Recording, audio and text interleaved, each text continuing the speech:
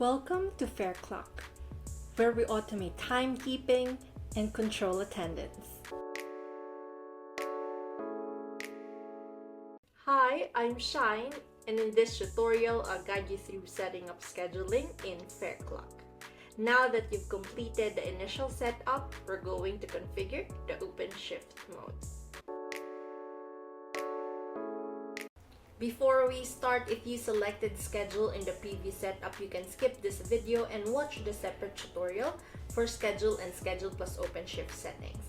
The link is in the description box below.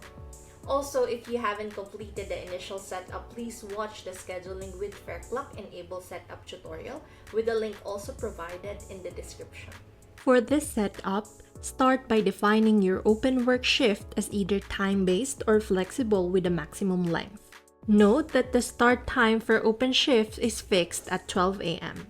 This setting works best for employees who can work at any time during the day but not beyond midnight. Any existing shift that has not been clocked out of will automatically reset. The time is relative to the time zone of the worker's organization unit. For maximum shift, if this value is set, a new open shift begins when worker first clocks in and there is not an existing shift. If the allow multiple shifts per day is enabled, a worker may begin a new open shift even if that worker already had a shift the same day. For rounding rules, this is an optional setting. You can specify rounding rules from the start and end of the shift. Before selecting these rules, make sure to define them in the rounding rules editor, which you can learn about in a separate video tutorial with the link provided in the description. Lastly, you'll need to adjust your organization's shift rules with the following settings. The first one is the maximum time clocked out during shift.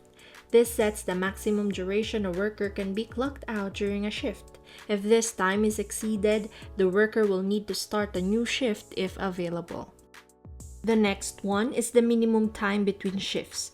This defines the minimum time a worker must be clocked out before starting a new shift. Both settings are specified in hours and minutes. Required days off specifies how many days off in consecutive period must be taken off in order to clock in. The fourth one is the flag selected shift violations instead of rejecting punch. If enabled, workers can still punch in despite certain violations, but this will be flagged as exceptions for administrator review. You can choose one or more of the three available options. The last one is the round joint punches. If enabled, any job transfer or similar scenario where the out and subsequent in punches occur in the same minute will be rounded according to the shift clause or open shift rules. If not enabled, the time remains unchanged. This feature is useful for rounding times per individual job. That concludes the setup for the first shift mode in Fareclock to open shift. The next step is to configure the rounding rules. You can find the link to the rounding rules video tutorial in the description box below or visit our help center at support@fareclock.com. Please like this video and subscribe to our YouTube channel for more video tutorial updates. Happy time tracking! Bye!